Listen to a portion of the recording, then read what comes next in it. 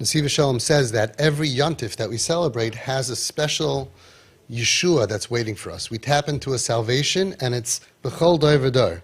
Like we say, b'yom ha'mehem bazman hazeh, it's niskarim v'nasim, Yimei Purim niskarim v'nasim, in every generation. It happens to us. So what was the actual miracle of Purim that was different than other Yom Tovim? And that's what we can get out of this one. He says over here, page Tesvav, V'zeu pirish rebach v'atzol yamad laYehuda mimakam acher. That salvation will come from a different place. What is makam acher, from a different place? Yesh etzel Yehudi she'over hesteru. There are times that a person goes through darkness. Im zerak begashmis, it could be physical sickness, emotional, these physical stuff. Oyafilu baruchnius, a person can go through spiritual hester panim. Spiritually, he's not connecting. He feels like he's not connected. But he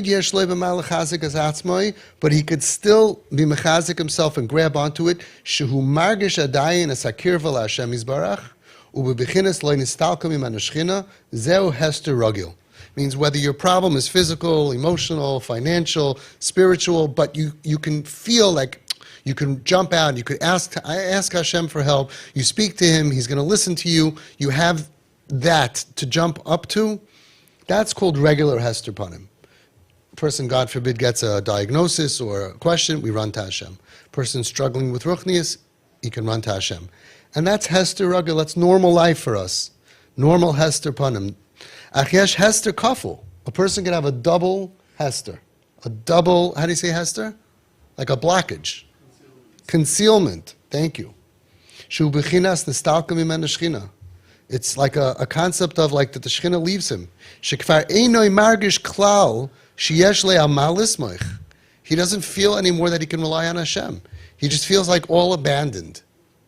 Not just going through darkness, not just I'm not into davening or I can't connect to Hashem, or he just feels like I'm all alone. Like Hashem is just like not responding to me. Ubematzav zeh hu mevatel atzmoi kamoi shehu es olam hazeh v'es olam haba umispatel lagamri laHashem yisbarach. What do we do in such a situation? In that situation, you say, Hashem, I give you everything. All my olam hazeh, all of my olam haba, I'm mevatel myself to you. And that's what breaks through the darkness. And that's what happened on Purim.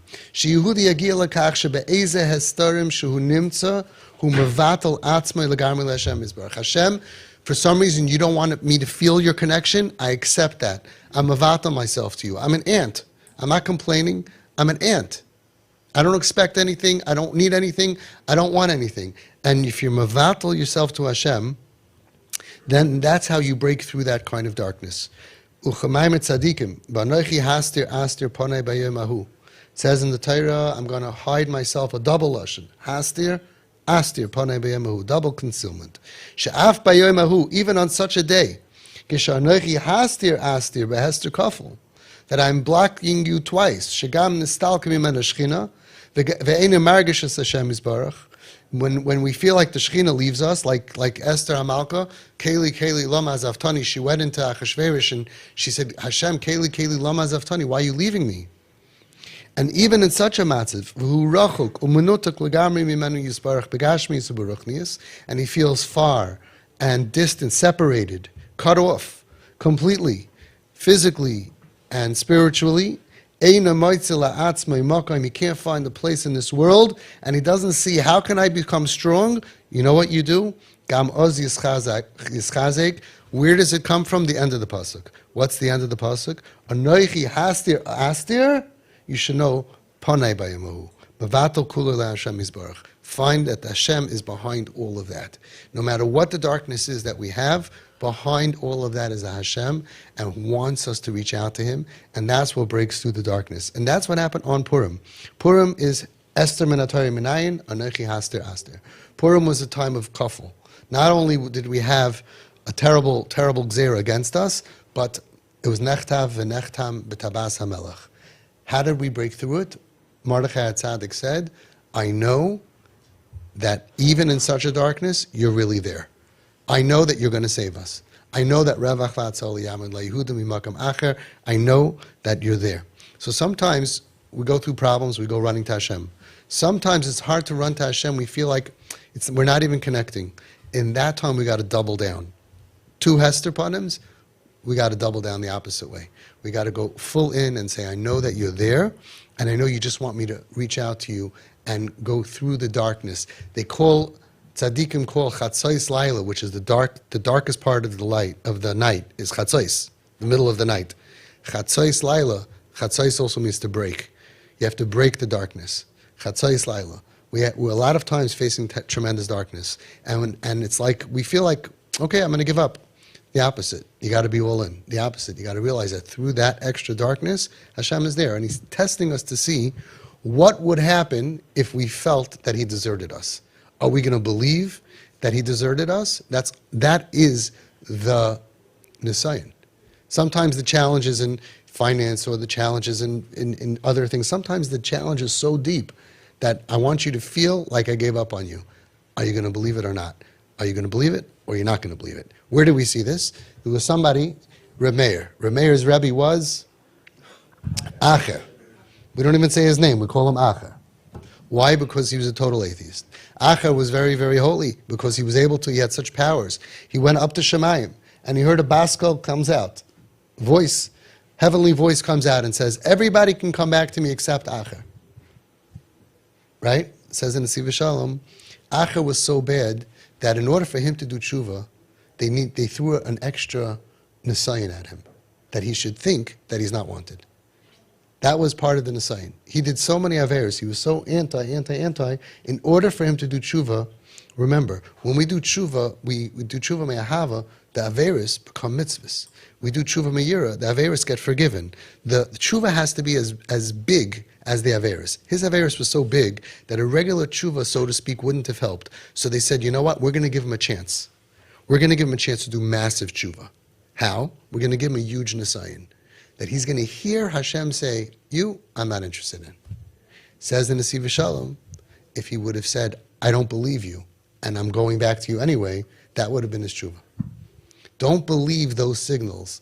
And we all have to know this, and our children need to grow up with this. Never believe that basko, or sometimes it's a principal or father, a benko. Don't believe if somebody says that Hashem lost interest in you. There's no such thing. It's impossible. And sometimes that feeling inside is just part of the nisayin that we have to overcome. When we do overcome it, it's like dominoes. It's like Othello. Everything flips back the other way, and we see that Hashem is there and has been there with loving arms. Why does Hashem give us this nisayin? We don't know. Why does Hashem make it so hard for some people who want to be close to Him? We don't know. Why does Hashem take people, kids, and make them feel like, there was a girl who was 15 years old, and she said, I used to call out to God until I realized as many times as I'm calling out, I'm on the phone, nobody's on the other side. We don't know. We know Hashem's not too busy. We know that there's a reason, but that's a Hester Kuffel. A Hester Kuffel that not just when I'm in a problem I call out to you and you save me, but I have a problem and I have another problem that I feel like you're not listening to me. That's such a dark galus. That's such a dark galus. So we have now Purim is a time of year that we were zeicha to see salvation in the darkness. Esther is Anachi Haster Aster Panabeyamahu. So we have to use our Purim. He says that Purim is a day for salvation. L'mala miderech hateva. Purim is a day to get saved on things that you can't get saved the rest of the year. There's a lot of other times, like Pesach, and he always has, it's always another time, another chance. I asked his son-in-law, Shlomo Weinberg, Shlita, the Rosh Yeshiva of Slanim, and the son-in-law of the Nesiv Shalom, I said, what does it mean, like you learn Purim, it's like amazing. You learn Pesach, this is the only time of the year. You know, Purim he calls Achas Bashana, once in the year. Yom Kippur is Achas Bashana. Every Shabbos is the Shabbos. You know, like my kids ask me, which is really the biggest Shabbos of the year? Because every Shabbos in the Nesiv Shalom is the greatest Shabbos in the ganze year, right? Every Shabbos is the biggest Shabbos. So he answered me very smart. He said that, which is the most important vitamin?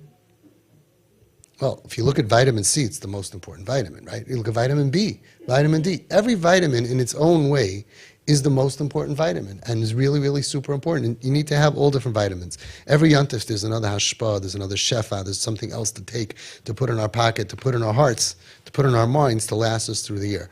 The stuff, the chizuk that we get from Purim is that even when it's nechtav V'nechtam b'tabas hamelech malchus shel olam. Even when Hashem signs off on the Gzeira, Rachmana litzlan, still we know that that Gzeira can be broken. So we should always zeicha to see all whatever Gzeiras there are and Yeshuas and Nefus that we need that look really difficult, and there are many difficult, challenging situations that we're dealing with a lot of darkness. We should all be zeicha, especially on Purim, to daven for Yeshuas. We should see it with our eyes b'karev.